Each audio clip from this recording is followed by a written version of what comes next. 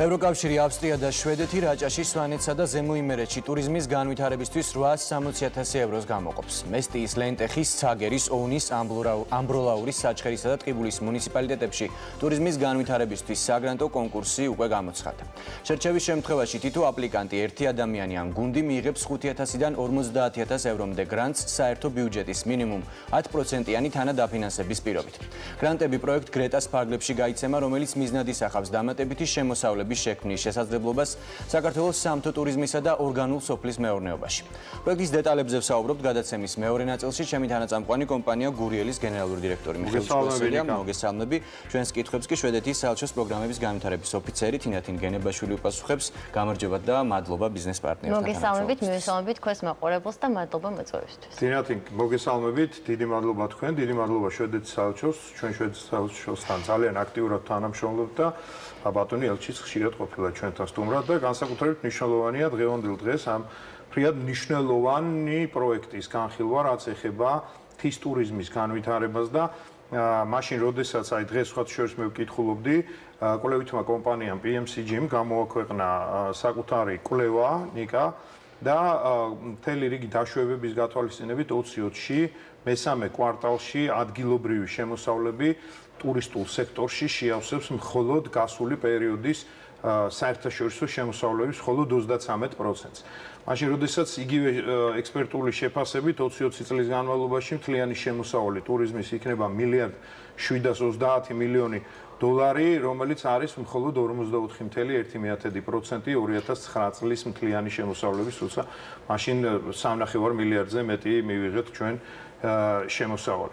ქალბატონო თინა, მე მინდა რომ უფრო დეტალურად ვისაუბროთ ჩვენ 860.000 ევროს შესახებ, რომელიც თითქმის 3 მილიონი ლარია, რომელიც ნაწილდება მაღალმთიან, შეიძლება ასე ითქვას, მაღალმთიან რაიონებში, იქ სადაც შემოსავლები ისედაც მწირია, თუმცა ამ ბოლო პერიოდის განმავლობაში სვანეთიც, როგორც ზემო სვანეთი, ისე ქვემო სვანეთი, რაჭა და ზემო იმერეთი სულ უფრო მზარდი ტურისტული ინტერესის სფერო ხდება. როგორც საერთაშორისო თვალსაზრისით, ასევე მე ძალიან მიხარია, რომ ჩვენი თანამოქალაქეები აი მართლა თავიდან აღმოაჩენენ სვანეთს, თავიდან აღმოაჩენენ რაჭას, უფრო დეტალურად რო ჩავიდეთ ამ პროექტის და შემდეგ უფრო ფართედ გრეტასთან დაკავშირებით ვისაუბრებთ. პირველ რიგში დიდი მადლობა, რომ დაინტერესდით აღნიშნული პროექტით. ეს პროექტი არის სამმხრივი თანამშრომლობის შედეგი ევროკავშირის, შვედეთის და ავსტრიის. ეს მაღალმთიანი რეგიონები, რაც თქვენ ახსენეთ, სწორედ აირჩა მათი სიღარიბის მაჩვენებლების, მაგრამ ასევე ტურიზმის პოტენციალის გამო. სამწუხაროდ ისე განვითარდა მოვლენები, რომ ჩვენი ეს ხარდაჭერა კიდევ უფრო მნიშვნელოვანი გახდა აღნიშნული რეგიონებისთვის, იმიტომ რომ ტურიზმის სექტორი ერთ-ერთი პირველი იყო, რომელმაც მყისიერი დარტყმა მიიღო COVID პანდემიის გამო.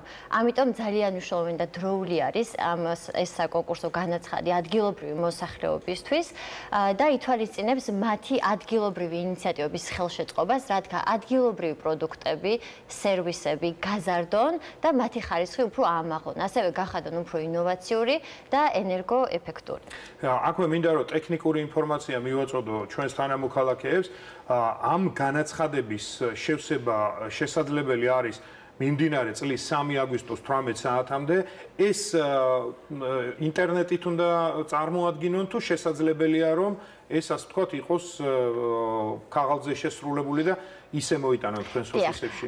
ბოლო ვადა არის 3 აგვისტო, როგორც გითხარით, მინდა მივაწოდო ინფორმაცია მაყურებელს, რომ 17 ივლისამდე ადგილზე მუნიციპალიტეტებში აღნიშნულ სამ რეგიონში ხდება საინფორმაციო შეხვედრები და აპლიკანტებს უშუალოდ შეუძლიათ კითხვა-პასუხის რეჟიმში მიიღონ დამატებითი პასუხები. ელექტრონული ფორმით ხდება მიღება, თუმცა მინდა ასევე აღვნიშნო, რომ როგორც მესტიაში, ასევე ამბროლაურში არის გრეტას ოფისი, სადაც არის გრეტას ადგილობრივი ოფისი, რომელიც მუნიციპალიტეტმა უსასყიდლოდ დაგვითმო. ესეც არის ადგილობრივი თანამშრომლობის შედეგი და ნამდვილად დიდი მადლობა მინდა მათ გადაუხადო. ამიტომ მოვუწოდებ, რომ ადგილზე მივიდნენ, გაიგონ მეტი ინფორმაცია და შეავსონ ეს განაცხადი. ხშირ შემთხვევაში არის ხოლმე ორგანიზატორისგან, ასე ვთქვათ, იმისგან, ვინც ამ პროექტს ახორციელებს, გარკვეული მიმართულებების, კონკრეტული მიმართულებების მიცემა თუ რა ასე ვთქვათ მიმართულებებს დააფინანსეს ეს პროექტი. თქვენ შემთხვევაში ეს როგორ არის თუ არა რაღაცა ჩამონათვალი საკითხების, რომელზედაც ტურისტულ ინდუსტრიაში, რომელზედაც ეს გრანტი გაიცემა. მადლობა რომ ეს აღნიშნეთ, იმიტომ რომ ჩვენთვის მნიშვნელოვანია ის, რომ არა ჩვენ მივაწოდოთ მას და ვუკარნახოთ რა უნდა გააკეთონ, არამედ ადგილობრივი პოტენციალიდან გამომდინარე, სწორედ ხალხმა წარმოაჩინოს მათი ინიციატივები. ამიტომ როგორც ვთქვათ, იდეები თავისუფლად რა თქმა უნდა, ანუ ამ ტურიზმის სექტორში უნდა იყოს, დიახ, მაგრამ ეს არის ამ ადამიანების არჩევანი. როდესაც ჩვენ ასე ვსაუბრობთ სამთო ტურიზმზე, მინდა ვთქვა, რომ ჩვენ გულისხმობთ აქ არა მარტო სამთო ტურიზმს, არამედ აგროტურიზმს და სხვა ტურიზმის მიმართულებებს. ამიტომ მოვუწევებ, რომ მაქსიმალური ინოვაციით, ენერგოეფექტურობით ჩაერთონ ამ. ეს ძალიან საინტერესოა, იმიტომ რომ აძლევს ადამიანს საშუალებას აი ფანტაზიას მისცეს მაქსიმალური გაქანება და ტურისტული ინდუსტრიის თვალსაზრისით შესთავაზოს ის წინადადება, რომელიც წინადადებაც იქნება. დიახ, ნაკლები შეზღუდვა, იმიტომ რომ ჩვენი მიზანია დავეხმაროთ ადამიანებს.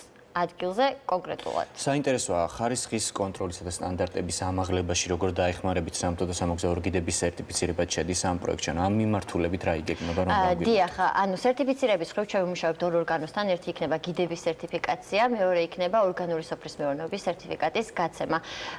ასევე მინდა დავამატო, რომ აღნიშნული პროექტის განმახორციელებელი თვითონ არის ავსტრიის განვითარების სააგენტო, რომელსაც დეტალურად შეუძლია ყველა ამ თემაზე საუბარი, თუმცა იგულისხმება ადამიანების სერტიფიცირება და ამ სერტიფიკატების ხარისხის და იგივე საერთაშორისო აღიარების გაზრდა. იცით, ქალბატონო თინა, აქ ერთი მნიშვნელოვანი მომენტია. ჩვენ ხშირ შემთხვევაში ყველგან პრაქტიკულად ვამბობთ, რომ ყველაზე მთავარი პრობლემა ჩვენთვის ეს არის განათლება, ცოდნა, უფრო პროფესიული განათლება და ცოდნა და უნარჩვევების ჩამოყალიბება. ეს პროგრამა დარწმუნებული ვარ, მაგრამ მინდა რომ თქვენგან პასუხი მივიღო.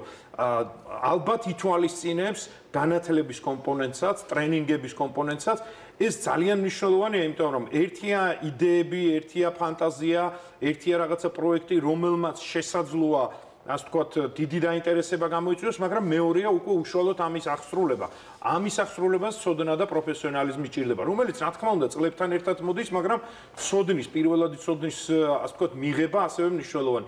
არის თუ არა ეს? რა თქმა უნდა, ანუ ესე ვცდილობ რომ გავცეთ თქვენ კითხვას პასუხი, მინდა აღნიშნო, რომ აი სამ ნაწილად რომ დავყოთ ეს კომპონენტი, რაზეც თქვენ კითხვა დამიშვით, ჩვენ რას ვცდილობთ, რომ პირველ რიგში გვინდა რომ შევქმნათ სტრატეგიული და სამართლებრივი ჩარჩო სამთო ტურიზმზე და ორგანულ სოფლის მეურნეობაზე, შემდეგ გავაჩინოთ დამატებითი შესაძლებლობები, როგორც შემოსავლის ასევე დასაქმების და მესამე ადამიანებს მივცეთ ტრეინინგი, განათლების შესაძლებლობა, რომ იმ მიმართულებებით, რაც ჩვენ გვინდა რომ განვითარდეს ბიზნეს გარემოს გაუმჯობესებისთვის, ისინი აღჭურვილნი იყვნენ ამისთვის.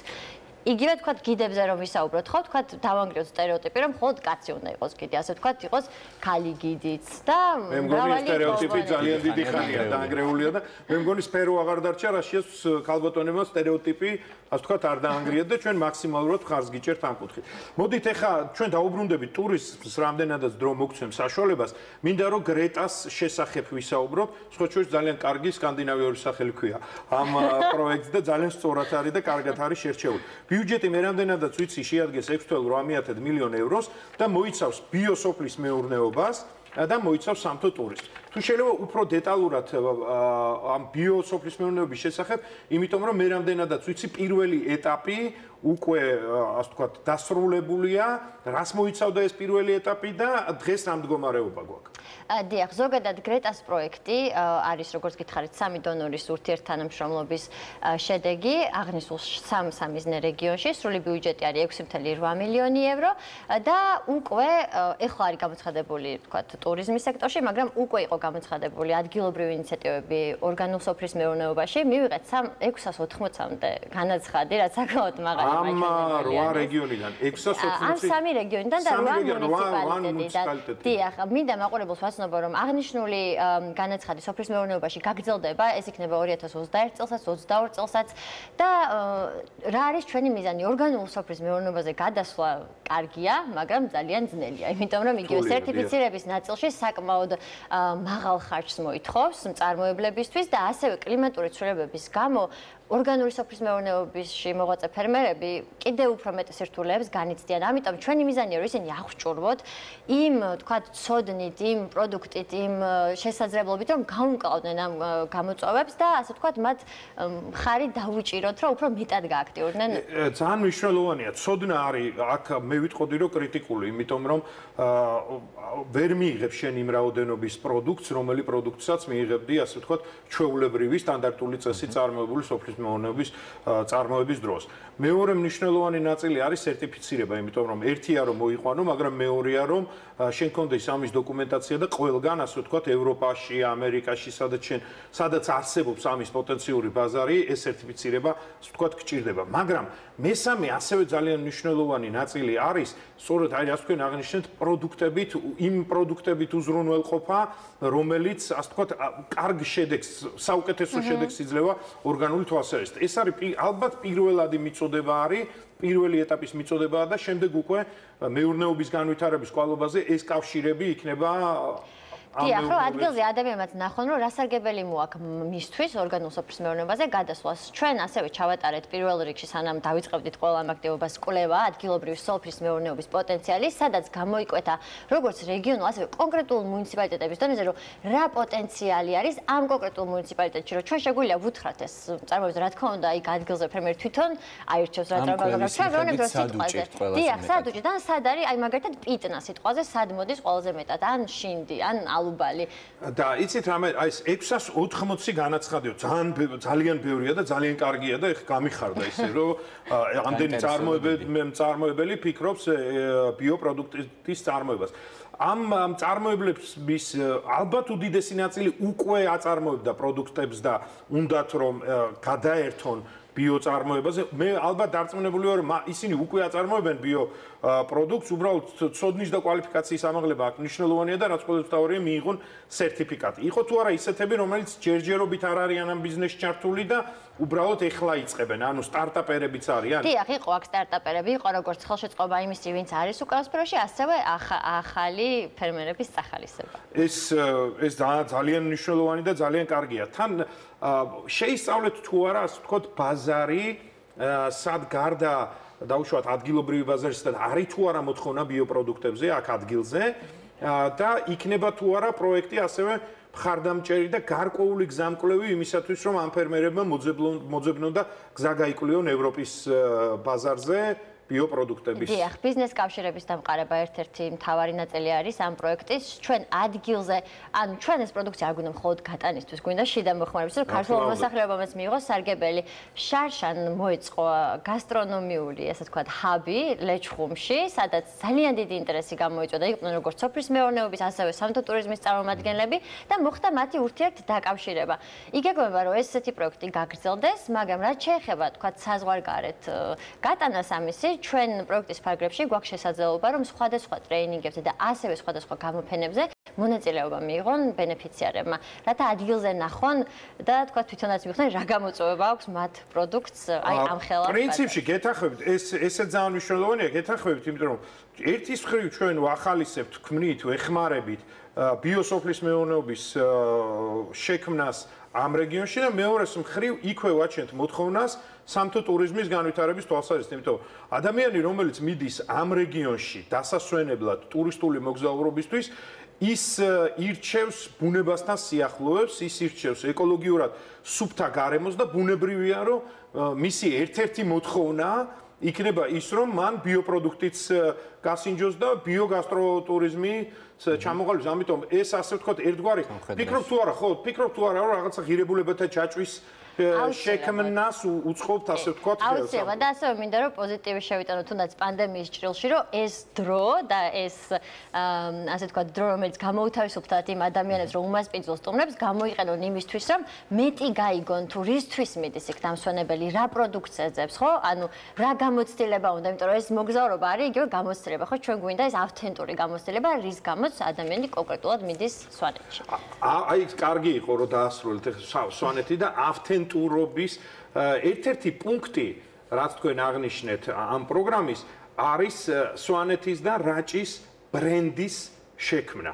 ეს არის სწორედ ავთენტური, ადგილობრივი ბრენდის შექმნა, ოღონდ რეგიონის მასშტაბით უკვე, რაც საშუალებას მოგცემს, რომ წარმოვადგინოთ სამივე რეგიონი, მაღალმთიანი იმერეთი, სვანეთიც და რაჭაც, ამ შემთხვევაში როგორც ბიოპროდუქტების და ბიოსერვისების მწარმოებელი და შემთავაზებელი რეგიონი. რას ნიშნავს სვანეთის ბრენდი და რა ნაბიჯები გადაიდგა ამ კუთხით? ჩვენ ვიწყებთ სვანეთის ბრენდის, სვანეთის რეგიონის ბრენდის შექმნით. ეს არის პირველად საქართველოში მინდა დავუშნო, იმიტომ რომ მომხდარა ქალაქის ბრენდის შექმნა, მაგრამ პირველად ხდება რეგიონის და თუ არა რომელიც და ეს ბრენდინგის პროცესი დაიწყო ადგილზე ტურიზმის ექსპერტების ჩართულობით, ასევე ადგილობრივი ბრენდების წარმომადგენლების ჩართულობით, რომლებიც მოამზადეს აი სატენდერო დოკუმენტაცია, რის რაზე დაფუძნებითაც ეხლა გამარჯვებული ფინური კომპანია ადგილობრივ საკონსულტაციო კომპანიასთან ერთად მუშაობს სვანეთის ბრენდინგზე, რომელსაც ჩვენ ვიხილავთ უკვე 2021 წლის დასაწყისში. დაგეგმილია თუ არა მარკეტინგული კამპანიაც ამ რა თქმა უნდა, დაგეგმილი არის და უკვე 2021 წელს. მე კიდევ უფრო მეტად მაინტერესებს და უფრო სიამოვნებაში მინდა ამ ბრენდინგთან დაკავშირებით ჩავიდე.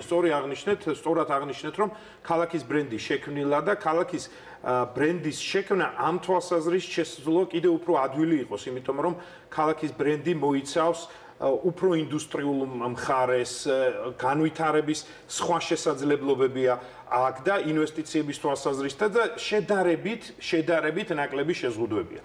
როდესაც ჩვენ საუბრობთ სვანეთზე, როდესაც ჩვენ საუბრობთ რაჭას და მით უფრო ჩვენ საუბრობთ იმაზე, რომ ეკოლოგიური სოფლის მეურნეობის განვითარება უნდა მოხდეს და უნდა მოხდეს მთის ტურიზმის, ეკოტურიზმის, აგროტურიზმის, ეკოაგროტურიზმის განვითარება, აქ ბუნებრივია, რომ რაღაც გარკვეულ შეზღუდვებთან დაკავშირებით მთელი რიგი წარმოებების თვალსაზრისით ეს იქნება გარემოზე ზემოქმედება, იგივე ყველა მიმართულებით, ალბათ მე ვფიქრობ, რომ ეს გარკვეული შეზღუდვები იქნება. აი ამ ხრივ ბრენდის შექმნა მნიშვნელოვანია, იმიტომ რომ მისი ღირებულება უფრო მეტია, იმიტომ რომ ეკოლოგიურად სუფთა ბრენდს ნიშნავს ეს, მაგრამ იმავდროულად უნდა ვიფიქროთ იმაზე, რომ ინვესტიციების თვალსაზრისით კიდევ უფრო მეტი და მნიშვნელოვანი იქნება. ეს შეიძლება განვიხილოთ, რომ ეს 860.000 ეკოტურიზმში, მთის ტურიზმში და იგივე ეს 6.8 მილიონი შეიძლება იყოს რაღაც საწყისი საპილოტო. შეიძლება წარმოვიდგინოთ, რომ თქვენ რასაც ახლა აკეთებთ და რა პროექტებსაც ეს არის სვანეთის ბრენდის და რაჭის ბრენდის საპილოტო პროექტები თუ როგორი უნდა იყოს რეგიონის განვითარება და რა მიმართულებით უნდა წავიდეთ. რა თქმა უნდა, რა ელემენტების გარშემო შეიძლება რომ შედგებოდეს, რომ ეს რეგიონები იქცეს, თქვათ, იგივე წარმატების საწინდარად სხვა რეგიონებისთვის. ეს რეგიონები მაინც მინდა აღვნიშნო მაყურებლისთვის, რომ კონკრეტულად მათი სიღარიბის მაჩვენებლის გამო არის, ამიტომ რომ ამ რეგიონებში წარმატების მიღწევა ძალიან მნიშვნელოვანი იქნება ჩვენთვის, ყველასთვის. კი, მაგრამ მე მაინც ვფიქრობ, რომ ახლა copy paste იგივე უკაცრავად ამ სლენგისთვის არ გამოვა სვანეთთან დაკავშირებით და იგივე კახეთთან, იმიტომ რომ თითოეულს რაღაცა თავისი განსაკუთრებული და მნიშვნელოვანი სპეციფიკა, ავთენტურობა, რომელიც გააჩნია სვანეთს, ავთენტურობა, რომელიც გააჩნია რაჭას და ის ადგილობრივი სამრეწველო, სასოფლო სამეურნეო პოტენციალის გამოყენება იქნება, ასე ვთქვათ, კრიტიკული იმისათვის, რომ კიდევ ერთი დიდი მუხტი მივცეთ. აი ახლა თქვენ გიწერია ჩამონათვალში, რომ სუვენირების წარმოების განვითარება, ეთნოგრაფიული საკითხების გადაწყვეტა, იქ არის ტურისტული მარშრუტების შედგენა, მათ შორის ფოლკლორული ასე ვთქვათ, ასპექტები, ამისი, რომელიც მთლიანობაში შეკრავს რეგიონს, როგორც ავთენტურ რეგიონს. დიახ, რა თქმა უნდა.